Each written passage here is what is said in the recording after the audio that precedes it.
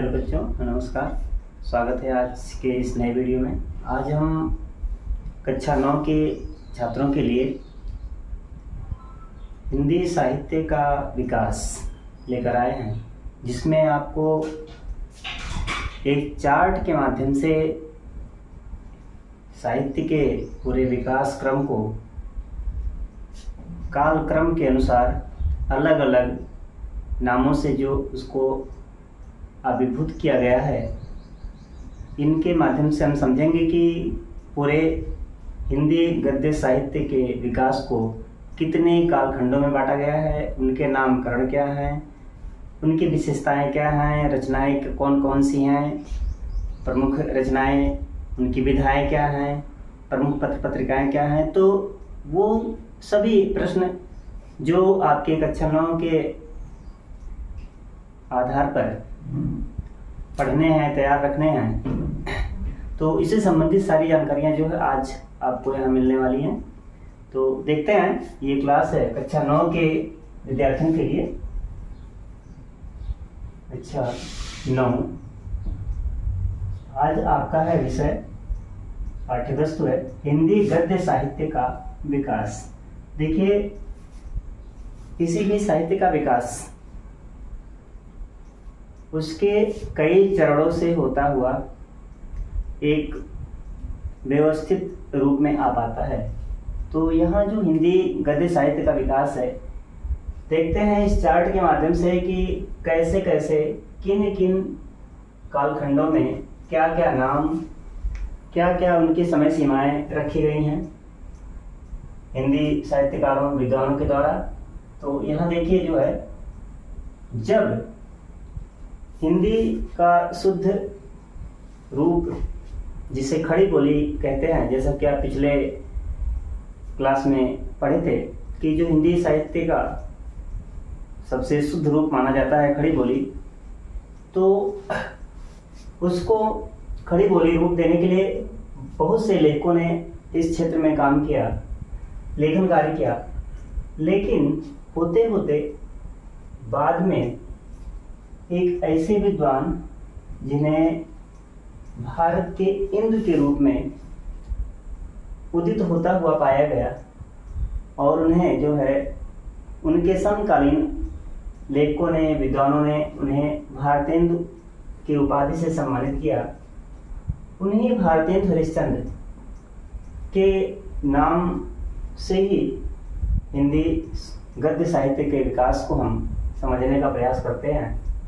तो यहाँ इन्हीं भारतेंदु हरिश्चंद्र के नाम से जो युग है भारतेंदु युग, इससे पहले जितने भी कार्य हुए हिंदी साहित्य लेखन में, उन्हें पूर्व भारतेंदु युग के नाम से जाना गया, या इसे प्राचीन युग भी कहा गया। कहने का आशय है कि भारतेंदु जी से पहले जो कुछ भी रचनाएं हुई हिंदी गद्य साहित्य के विकास, हिंदी गद्य साहित्य के लेखन कार्य जब से शुरू हुए हैं, पिछले क्लास में आपने देखा कि लगभग 11वीं शताब्दी के आसपास से और अब तक जो चलता आ रहा है, तो उसी 11वीं शताब्दी से जो है हिंदी गद्य साहित्य का लेखन शुरू हुआ। और यहाँ देखिए आप, 11वीं शताब्दी से सन 1868 ईस्वी तक के समय को पूर्व भारतेंदु युग के नाम से जाना जाता है। यहाँ आप एक चीज और देखिए कि इस शुरू हुआ तो 11वीं शताब्दी में, लेकिन इस 1868 इस सन का क्या आशय है, ऐसा क्या इस सन की विशेषता है। तो देखिए यहाँ पर 11वीं शताब्दी में तो पूर्व भारतेंदु युग का प्रारंभ हुआ हिंदी गद्य साहित्य लेखन का, लेकिन यह युग जो है, यह समय 1868 ईस्वी तक चला। इसका क्या मतलब है? तो यहाँ आप देखिए कि कुछ तो ऐसा है जो 1868 के समय में हुआ होगा, और यह युग, यह समय भारतेंदु युग के प्रारंभ को लिया गया है। इस नाते जो है यहाँ भारतेंदु युग पढ़ते समय आपको पता चलेगा कि ये 1868 में क्या ऐसी विशेषता है, क्या ऐसा विशिष्ट समय इसको निर्धारित कर दिया गया है। तो इसके बारे में आगे, लेकिन यहाँ देखिए पहले तो ये जो है 11वीं शताब्दी से सन 1859 तक का समय पूर्व भारतीय नृत्य के नाम से जाना जाता है। अब आप देखिए कि हिंदी गद्य साहित्य जो है उसका लेखन कब से शुरू हुआ, तो यहाँ देखिए शुरुआत में लगभग 11वीं शताब्दी के आसपास पहली रचना जिसको रोडा ने लिखा था, इसके लेखक थे रोडा, और उनकी रचना थी राउलवेल, और यह जो है चंपू रचना थी। चंपू का मतलब गद्य और पद्य दोनों मिली हुई रचना थी। और इसकी विशेषता एक थी कि यह शिलांकित कृति थी। शिलांकित माने पत्थर पर खुदाई करके लिखी गई रचना थी गद्य वाली। तो इसको जो है मुंबई के प्रिंस ऑफ वेल्स संग्रहालय में इसको सुरक्षित रखा गया था और वहां से लेकर के इसको प्रकाशित किया गया। तो ये जो है रोडाकृत राउलवेल जो चंपू काव्य है, शिलांकित कृति है, चंपू रचना है, शिलांकित कृति है, यह जो है पहली रचना मानी जाती है और इसी को हम प्राचीनतम रचना के नाम से जानते हैं। और देखें तो भाषा के रूप में यह जो है हिंदी का राजस्थानी गद्य के रूप में मिलता है। दूसरी जो पुस्तक के रूप में पुस्तकाकार देकर के जो रचना तैयार की गई वह दामोदर शर्मा रचनाकार हैं। दामोदर शर्मा के द्वारा एक रचना हुई जो उक्त व्यक्ति प्रकरण के नाम से जानी जाती है। तो उक्त व्यक्ति प्रकरण जो है ये दामोदर शर्मा की रचना है। अगली रचना है वर्ण रत्नाकर जो कि ज्योतिरीश्वर ठाकुर के द्वारा लिखी गई है। यहाँ देखिए ये जितनी भी रचनाएं आपको बताई जा रही हैं ये वो प्रारंभिक रचनाएं हिंदी गद्य साहित्य की जिसे आपको जानना भी जरूरी है और साथ साथ जो है यहाँ कक्षा 9 से लेकर के हाई स्कूल के बोर्ड परीक्षा तक पूछे जाने वाले प्रश्नों में शामिल हैं। तो इस नाते इनको जानना जरूरी है कि जो वर्ण रत्नाकर रचना है जो कि एक व्याकरण संबंधित रचना है, यह ज्योतिरीश्वर ठाकुर के द्वारा रची गई। ये दो रचनाएं हिंदी गद्य के अंतर्गत आती हैं जो कि मुख्य रूप से राजस्थानी गद्य के रूप में मिलती हैं। फिर लगभग 17वीं शताब्दी के आसपास ब्रज भाषा में हिंदी गद्य लेखन की रचनाएं हुई। तो यहाँ देखिए पहले राजस्थानी और फिर जो है यहाँ देखिए अब आता है ब्रज में ब्रज भाषा की रचना है। तो ब्रज भाषा की रचनाओं में देखें तो क्या मिलता है कि जो गोस्वामी विठलनाथ थे उन्होंने श्रृंगार रस मंडन नाम से एक रचना लिखा और वह जो है 17वीं शताब्दी में। तो यहाँ देखिए प्राचीनतम रचना रोडाकृत राउलवेल मानी जाती है। इसके बाद देखिए दो उसी समय के दो प्रसिद्ध गद्य लेखक जो इनका नाम पहले आता है, एक तो है दामोदर शर्मा और दूसरे हैं ज्योतिरीश्वर ठाकुर। इन दोनों के नाम आपको याद रखने हैं। तो आप देखिए यहाँ पर क्या होता है कि इन दोनों के नाम और इनकी रचनाएं होती हैं। दामोदर शर्मा तो उक्त व्यक्ति प्रकरण रचना है और दूसरे हैं ज्योतिरीश्वर ठाकुर जिनकी रचना है वर्ण रत्नाकर। तो ये दो गद्य लेखकों के नाम यहाँ आपको ध्यान में रखने हैं। इसके बाद 14वीं शताब्दी में देखिए 14वीं शताब्दी में ब्रज भाषा में रचना लेखन का कार्य शुरू हुआ। अब देखिए यहाँ पर जो गोस्वामी विठलनाथ ब्रज भाषा में इनका नाम आता है और इनके पुत्र थे गोकुलनाथ, इनका भी नाम आता है। पहले इन प्रसिद्ध गद्यकारों के नाम देख लीजिए। नाभादास हैं, इनका भी नाम आता है। ध्रुवदास हैं, इनका नाम। तो कम से कम ये 4 गद्य लेखकों के नाम आपको हिंदी गद्य साहित्य में ब्रज भाषा के अंतर्गत आने वाले हैं। तो गोस्वामी विठलनाथ इनकी रचना होती है श्रृंगार रस मंडन। देखिए यहाँ पर श्रृंगार रस मंडन की रचना है। गोकुलनाथ की 2 रचनाएं यहाँ पर आपको मिलती है, जिनमें से 84 वैष्णव की वार्ता है 252 वर्षों की वार्ता। ये 2 वार्ता वाली रचनाएं हैं जो कि विठल नाथ के पुत्र गोकुल नाथ के द्वारा लिखी गई हिंदी गद्य साहित्य में। फिर देखिए यहाँ पर 2 रचनाएं नाभादास जी की भी हैं। तो नाभादास ने पहला लिखा अष्टयाम और दूसरी रचना इनकी भक्तमाल। ये 2 रचनाएं भी बड़ी प्रसिद्ध हैं। अक्सर ये जो है आपके पेपर में पूछा जाता है, चाहे वह बोर्ड का हो या जो है आपके 9 के लिए हो। तो यहाँ पर देखिए, और फिर एक रचना मिलती है सिद्धांत विचार की जो कि ध्रुवदास की रचना है। तो ये 4 जो है आपको गद्य लेखकों के नाम जो कि ब्रज भाषा के गद्य लेखक माने जाते हैं और बड़े प्रसिद्ध भी हैं, इनका नाम आपको जरूर याद रखना है। अब देखिए इसके बाद कई ऐसे गद्य लेखक हुए जो खड़ी बोली में रचनाएं शुरू किए। खड़ी बोली का मतलब कि जिन्होंने राजस्थानी या ब्रज से अलग उसका एक अलग रूप खड़ी बोली के रूप में लेखन कार्य गद्य लेखन का कार्य शुरू किया। तो जिनमें से अब तक के प्रामाणिक रचनाओं में जो रचना है वो कविगंग, देखिए यहाँ पर कविगंग हैं जो कि अकबर के दरबारी कवि माने जाते हैं। तो ये कविगंग थे जिन्होंने चंद छंद वर्णन की महिमा लिखा है। और देखिए चंद छंद वर्णन की महिमा यह हिंदी खड़ी बोली गद्य की पहली रचना मानी गई है। इसके बाद राम प्रसाद निरंजनी, ये देखिए इनके नाम जरा ध्यान रखिएगा कि हिंदी गद्य साहित्य के, हिंदी खड़ी बोली गद्य साहित्य के पहले लेखक तो कविगंग हैं और इनकी रचना है चंद छंद वर्णन की महिमा। दूसरे हैं, नाम आता है राम प्रसाद निरंजनी, इनका भी नाम आपको ध्यान रखना है, राम प्रसाद निरंजनी, और इनकी रचना है भाषा योग वशिष्ठ।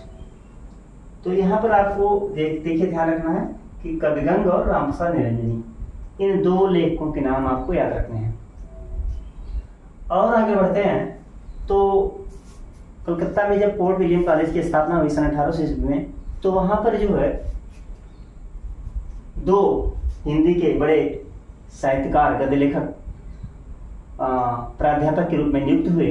और वहां आपने देखा कि जो है देखिए यहाँ पर कि जो है उनमें जो है लल्लू लाल और सदल मिश्र थे, लेकिन उन्हीं के ही समकालीन 2 और लेखक थे जो मुंशी इंसार अल्लाह खान के नाम से जाने जाते हैं और मुंशी सदा शुक्लाल। ये 2 लेखक थे जो कि उसी समय के लेखक थे, गद्य लेखक थे, जो खड़ी बोली में रचना लिखना शुरू किए। तो मुंशी इंसार अल्लाह खान, देखिए ये 4 नाम आते हैं, बड़े प्रसिद्ध नाम है ये चारों।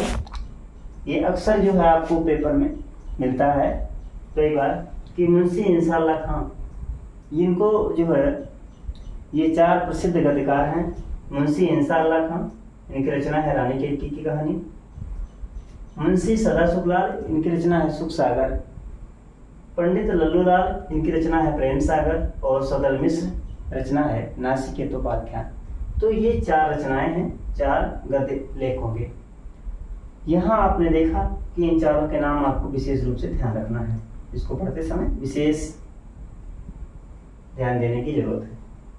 इसके बाद इनके बाद लगभग उसी समकालीन किंतु बाद में 2 ऐसे राजा लेखक भी हुए जिन्होंने हिंदी गद्य साहित्य के लेखन में एक प्रसिद्ध रचना लेख के आधार पर अपनी ख्याति पाने के लिए लेखन कार्य शुरू किए। और इनमें पहला नाम आता है, देखिए राजा शिव प्रसाद, इनका उपनाम है सितारे हिंद, इनको सितारे हिंद कहा जाता था, नाम था राजा शिव प्रसाद। इन्होंने एक रचना लिखा राजा भोज का सपना। ये राजा भोज का सपना इनकी बड़ी प्रसिद्ध रचना मानी जाती है, राजा शिव प्रसाद सितारे हिंद की है। और दूसरे थे राजा लक्ष्मण सिंह, इनकी रचना है अभिज्ञान शाकुंतल। यहाँ पर थोड़ा सा ध्यान देने की जरूरत है आपको कि दोनों ही राजा लेखकों ने जो रचनाएं लिखे गद्य लेखन के रूप में, उन्हें इतना बड़ा कार्य करने के बाद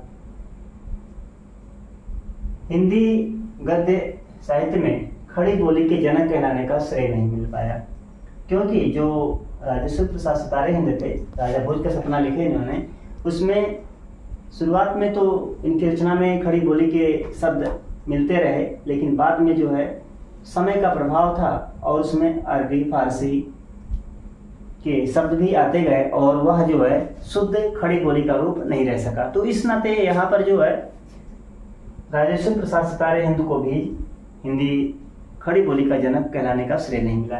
दूसरे थे राजा लक्ष्मण सिंह। देखिए यहाँ पर अभिज्ञान शाकुंतलम, जैसा कि नाम से स्पष्ट है कि महाकवि कालिदास की रचना है अभिज्ञान शाकुंतलम, उसी संस्कृत रचना का ही हिंदी अनुवाद करना शुरू किया खड़ी बोली में।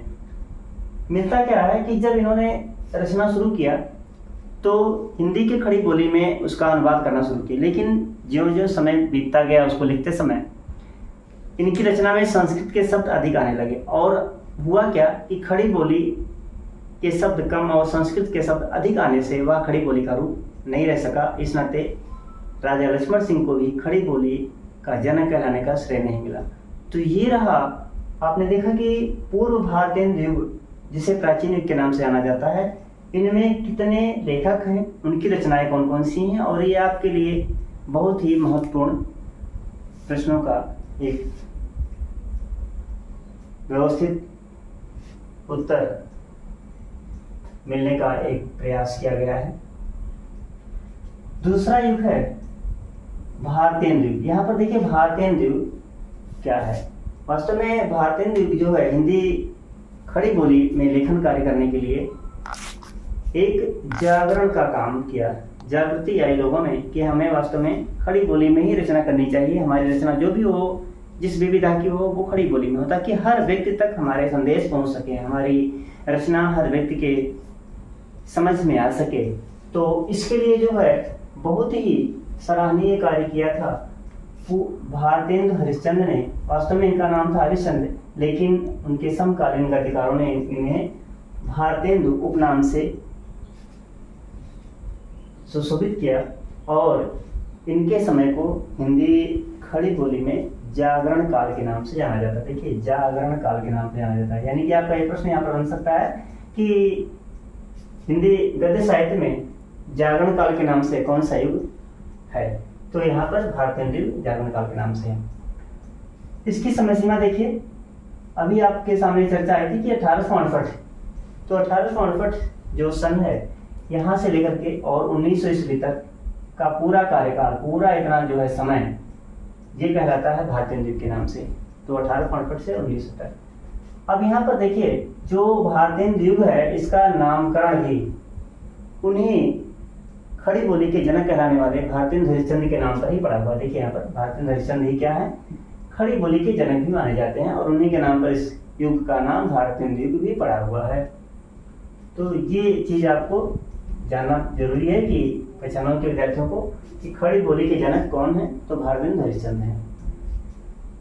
अब देखिए यहाँ पर भारतेंदु हरिश्चंद्र जी ने सन 1868 में एक पत्रिका का संपादन किया जो कि कवि वचन सुधा पत्रिका के नाम से जानी जाती। उस कवि वचन सुधा पत्रिका के माध्यम से उन्होंने अपने समकालीन लेखकों से यह निवेदन भी किया, उन्हें एक सलाह भी दिया कि जितने भी लेखक हैं वो सभी हिंदी के खड़ी बोली में लेखन कार्य करें। तो उनकी बातों का प्रभाव था, उस समय की मांग थी, जरूरत थी, लोगों ने, उस समय के लेखकों ने उसे अपनाया, आत्मसात किया इनके इस सलाह को। और हुआ क्या कि सभी लोग जो है हिंदी खड़ी बोली में ही गद्य रचना करने लगे। तो इस नाते जो है 1868 में उस कवि वचन सुधा पत्रिका के संपादन काल को ही भारतेंदु युग का प्रारंभ मान लिया गया है और इसीलिए 1868 को ही भारतेंदु युग का प्रारंभ बताया जाता है। अब यहाँ देखिए अगला जो पढ़ने की जरूरत है आपको कि इसमें भारतेंदु हरिश्चंद्र के जो सहयोगी लेखक थे, सहयोगी लेखक का मतलब इनके समकालीन, इनके बातों के प्रभाव में जो सही सलाह के रूप में था उसको मान करके और लेखन कार्य किया, वो सहयोगी लेखक कहलाए। और इसके अंतर्गत कौन कौन लेखक आते हैं ये जानना आपको जरूरी है, क्योंकि कई बार प्रश्न में आता है, कई बार आपसे पूछा जा सकता है या आपको जानकारी रखनी है इसकी कि भारतेंदु के प्रसिद्ध गद्यकारों के नाम बताइए। तो भारतेंदु के प्रसिद्ध गद्यकार जो हैं वो पंडित प्रताप नारायण मिश्र। देखिए यहाँ पर एक एक नाम का आपको जो है जानकारी दी जा रही है। पंडित प्रताप नारायण मिश्र। दूसरे हैं बालकृष्ण भट्ट। तो एक नाम तो ये मिलता है। दूसरा नाम है बालकृष्ण भट्ट। तीसरे हैं राधा चरण गोस्वामी। फिर है बद्री नारायण चौधरी। इनका उपनाम है प्रेमघन। देखिए प्रेमघन इन्हीं बद्री नारायण चौधरी का ही उपनाम है प्रेमघन। फिर है देवकी नंदन खत्री, अंबिका दत्त व्यास, किशोरी लाल गोस्वामी। ये देखिए ये इतने प्रसिद्ध गद्यकारों में से माने जाते हैं। कम से कम इनमें से आपको जो है इन सभी के नाम तो याद रखना जरूरी है। इसके बाद देखिए कि भारतेंदु युग में जो लेखन हुआ उसमें कुछ नाटक के भी रूप रहे, कहानी का भी रहा, शुरुआत निबंध विधा में भी। लेकिन ऐसा देखें तो निबंध विधा में रचनाएं अधिक मिलती हैं। इस भारतेंदु युग में निबंध विधा में लेखन कार्य अधिक हुआ।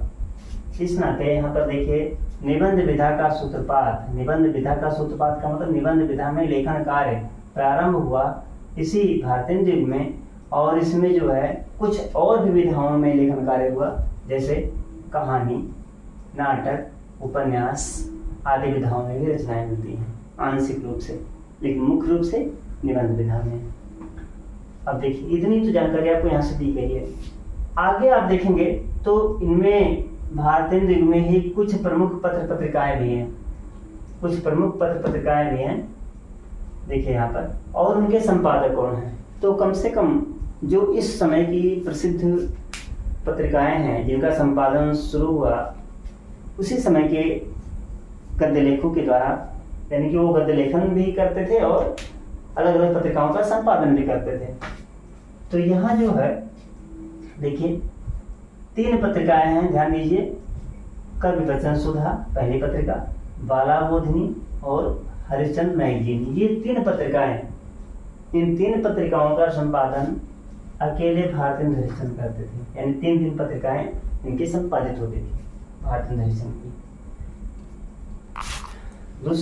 दूसरी पत्रिका थी ब्राह्मण पत्रिका। देखिए ये पत्रिका पूछी जा सकती है, पेपर में पूछा आ सकता है कि इसके संपादक कौन है। तो आपको ध्यान रखना पंडित प्रताप नारायण मिश्र ब्राह्मण पत्रिका के संपादक हैं। और हिंदी प्रदीप उसी समय की पत्रिका थी, इसके संपादक थे बालकृष्ण भट्ट। देखिए ये नाम बड़ा नाम आता है, बालकृष्ण भट्ट हिंदी प्रदीप के जो है क्या कहते हैं संपादक।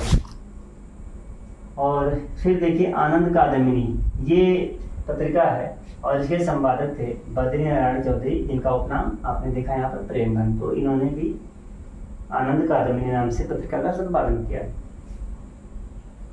एक विशेष बात यहाँ पर आपको जाननी है भारतेंदु के बारे में कि सन 1893 ईस्वी की बात थी। वाराणसी में हिंदी गद्य साहित्य के विकास के लिए एक सभा के रूप में व्यवस्था बनाई गई, जिसे नागरी प्रचारणी सभा के नाम से जाना जाता है।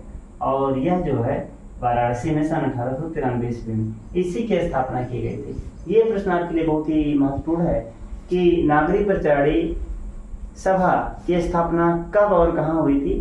तो इसको आपको ध्यान रखना है कि सन 1893 ईस्वी में वाराणसी से।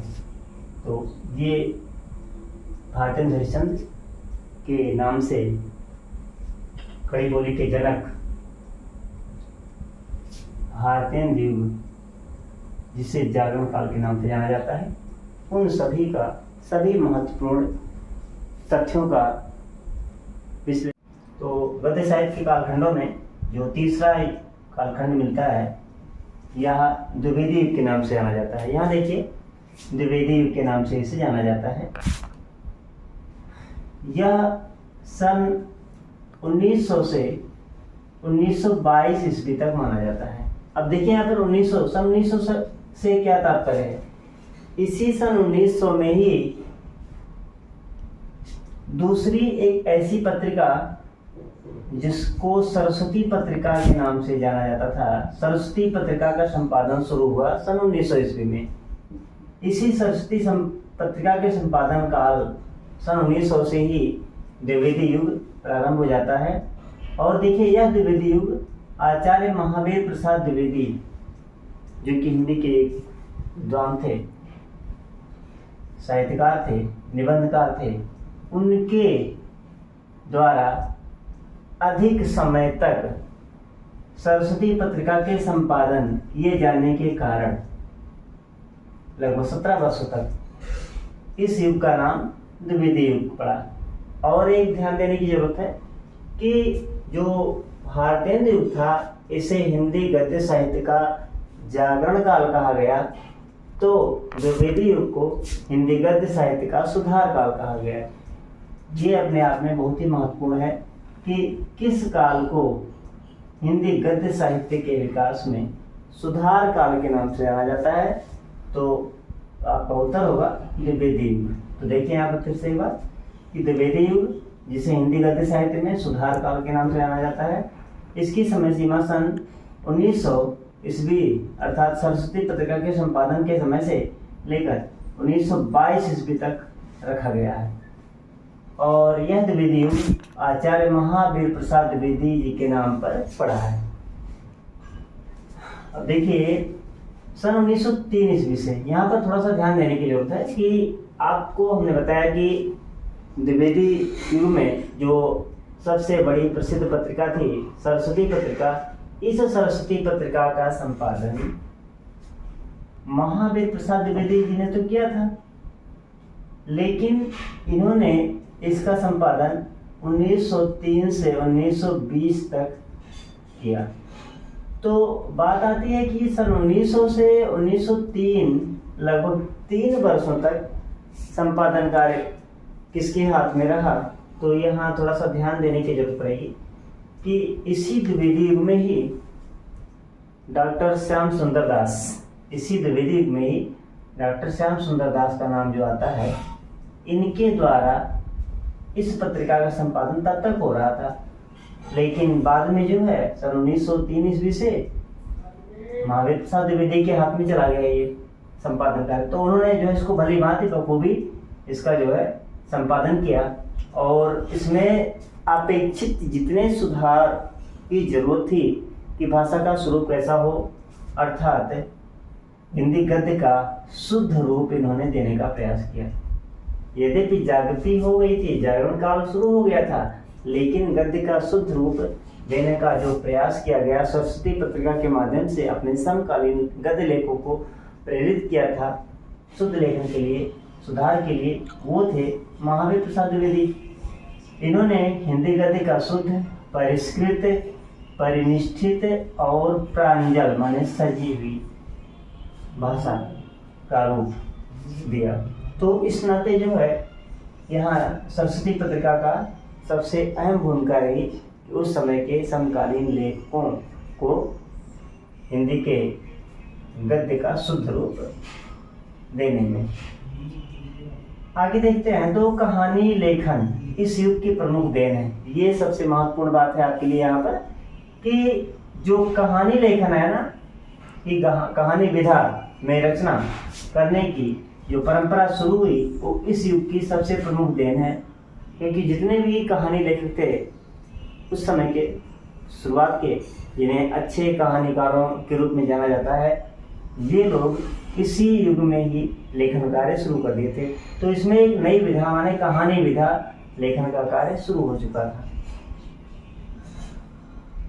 आगे है कि द्विवेदी युग के सहयोगी लेखक, यानी इस युग में कौन कौन से लेखक ऐसे हैं जिनका नाम आता है द्विवेदी युग के गद्य लेखक के रूप में। तो देखिए, सबसे महत्वपूर्ण व्यक्ति जो थे वो डॉक्टर श्याम सुंदर दास थे, जो कि नागरी प्रचारणी पत्रिका, नागरी प्रचारणी सभा को इन्होंने ही जो है यहाँ पर तैयार किया था, बनाया था। और इनके अलावा द्विवेदी के जो सहयोगी लेखक थे, इन श्याम सुंदर दास के अलावा मिश्र बंद थे, राधा कृष्ण दास, कार्तिक प्रसाद खत्री, चंद्रधर शर्मा गुलेरी अच्छे कहानीकारों में इनका नाम आता है। सबसे प्रसिद्ध कहानी है उसने कहा था राय देवी प्रसाद। तो देखिए जो है हिंदी के प्रसिद्ध कहानीकारों में चंद्रधर शर्मा गुलेरी इस युग के लेखक थे। राय देवी प्रसाद, बाल मुकुंद गुप्त, जगन्नाथ दास रत्नाकर। तो इतने गद्य लेखक हैं इस द्विवेदी युग में। देखिए श्याम सुंदर दास, मिश्र बंधु, राधा कृष्ण दास, कार्तिक प्रसाद खत्री, चंद्रधर शर्मा गुलेरी, राय देवी प्रसाद, बाल मुकुंद गुप्त और जगन्नाथ दास रत्नाकर। इनके अलावा और भी कुछ लोग हैं किंतु प्रसिद्ध गद्य लेखकों में इन्हीं का नाम आता है। इसके अलावा जैसे मुंशी प्रेमचंद ने इसी युग में कहानी लेखन का कार्य शुरू कर दिया था। उपन्यास भी लिखना इसी कार्य में इसी समय में शुरू हो चुका था। अब देखिए कुछ प्रमुख कहानियां हैं, यानी आपसे अगर ये ऐसा प्रश्न आता है सामने कि द्विवेदी युग की किन्हीं दो कहानियों के नाम बताइए, द्विवेदी युग की प्रमुख कहानियों के नाम बताइए, या द्विवेदी युग की कहानियां कौन कौन सी हैं उनके नाम लिखिए, तो कम से कम आप दो चार के नाम स्पष्ट जाने कि इसमें जो है इंदुमती जो कि किशोरी लाल गोस्वामी की रचना है और इसे जो है आचार्य रामचंद्र शुक्ल ने हिंदी की पहली कहानी माना है। एक टोकरी भर मिट्टी माधवराव सप्रे की रचना है, ये भी बहुत अच्छी कहानी है। और दोनों का ही जो लेखन कार्य था वो एक ही समय में एक ही काल में शुरू हुआ था, सन 1900 ईस्वी में। दोनों की ही रचना जो है सन 1900 ईस्वी में हुई थी। तो दोनों गद्य रचनाएं, ये कहानी रचनाएं जो हैं समकालीन हैं। तो लेकिन यहाँ पर इंदुमती को प्राथमिकता दी गई है अभी तक फिलहाल। इसके आगे है सुखमय जीवन, पंच परमेश्वर, मुंशी प्रेमचंद की रचना है कहानी। उसने कहा था, जिसे पूरे हिंदी गद्य साहित्य में सबसे अच्छी कहानी के रूप में माना जाता है, अब तक की सबसे प्रसिद्ध कहानी। उसने कहा था चंद्रधर शर्मा गुलेरी इन्हीं की रचना थी। उसने कहा था यह रचना है। तो ये 4-5 रचनाएं जो हैं यहाँ पर आपने देखा कि ये सभी वो प्रसिद्ध रचनाएं हैं जो कि द्विवेदी युग में लिखी गई थी प्रारंभ से लेकर के और प्रसिद्धि पाने तक। तो इतनी कहानियां हैं। थोड़ा सा और इसमें आपको देखना है कि इस युग में माने इसी द्विवेदी युग में प्रमुख पत्र पत्रिकाएं कौन सी थी जो संपादित होती थी उस समय। तो सबसे पहली पत्रिका जो वाराणसी से संपादित होती थी, जिसे नागरिक प्रचारणी सभा द्वारा जो है इसको अग्रसारित किया जाता था, तो यह जो है नागरिक प्रचारणी पत्रिका के नाम से जाना जाता है। तो ये एक पत्रिका थी नागरिक प्रचारणी पत्रिका। और पत्रिकाएं हैं क्योंकि कई बार ऐसा आता है सामने की इंदु, माधुरी, मर्यादा किस युग की पत्रिकाएं हैं, या द्विवेदी युग की कुछ प्रमुख 3-4 पत्रिकाओं के नाम लिखिए तो उनमें नाम जान लीजिए। नागरिक प्रचारणी पत्रिका है, हिंदू, माधुरी, मर्यादा, सुधा, जागरण, सुदर्शन, समालोचक, अभ्युदय, प्रताप, हंस, प्रभा, कर्मवीर और विशाल भारत जैसी बड़ी प्रसिद्ध प्रमुख पत्र पत्रिकाओं का संपादन इसी काल में हुआ। और अक्सर जो है जो आपके लिए प्रश्न बनते हैं वो इंदु, माधुरी, मर्यादा, सुधा, हंस और विशाल भारत, इन सभी का नाम ज़्यादा सामने आता है। इस तरह से आपने देखा कि जो है पूरे द्विवेदी युग में क्या क्या इसकी रूपरेखा है कि समय सीमा को लेकर के, इसके जो है इसकी प्रसिद्धि को लेकर के, इसकी पत्रिका कहाँ से शुरू हुई, कौन सी पत्रिका के कारण जो है इसको इतना स्थान दिया गया, फिर जो है भाषा का स्वरूप कैसा था उस समय, फिर जो सहयोगी लेखक थे 7-8 लोगों के नाम उनको यहाँ पर दिया गया है और कुछ प्रमुख कहानियों के नाम दिए गए हैं, फिर प्रमुख पत्र पत्रिकाएं। तो ये वो चीज़ें हैं आपके सामने दी गई हैं जो कि आप इसे जान करके बेहतर जो है हिंदी गद्य साहित्य के विकास को समझ सकते हैं। तो ये रही बात यहाँ हिंदी गद्य साहित्य के विकास क्रम में 3 युग तक। और हाँ, ध्यान देने की जरूरत है कि कक्षा 9 के विद्यार्थियों के लिए इन्हीं 3 युगों को ही आपको समझने की जरूरत है। कक्षा 9 के आधार पर। एक पूर्व भारतेंदु युग, फिर भारतेंदु युग जिसे जागरण काल कहते हैं, और तीसरा द्विवेदी युग जिसे सुधार काल कहते हैं। तो ये तीनों आपको पढ़ना है कक्षा 9 में।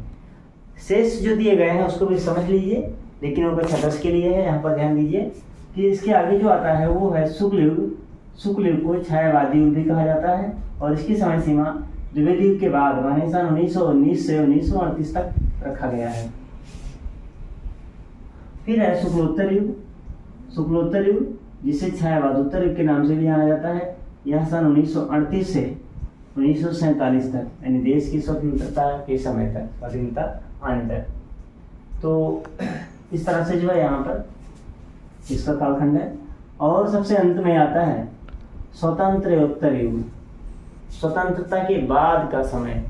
तो यह जो है कब से कब तक है, उसी देश की स्वतंत्रता स्वाधीनता सन 1947 से अब तक जो चल रहा है समय, वह सब किसके अंतर्गत आता है, स्वतंत्रोत्तर युग। इस तरह से आप देखते हैं कि इसके कुल जो है हिंदी गद्य साहित्य के विकास में या इसके इतिहास में कुल 6 कालखंड अलग अलग निर्धारित है। किंतु यहाँ पर जो है कक्षा 9 के विद्यार्थियों के लिए प्राचीन युग या पूर्व भारतेंदु युग, फिर भारतेंदु युग या जागरण काल, और फिर द्विवेदी युग या सुधार काल। इन 3 कालों को ही आपको पढ़ना है यहाँ पर। इन्हीं से आपके प्रश्न आने हैं, यही आपके सिलेबस में रखा गया है। तो इस वीडियो में आपने देखा कि जो है पूरे कालखंड का विभाजन कैसे किया गया है, और इससे संबंधित और कुछ बातें जो है वो आपको अगली वीडियो में हम बताएंगे। तो तब तक के लिए जो है इसको देखते रहिए।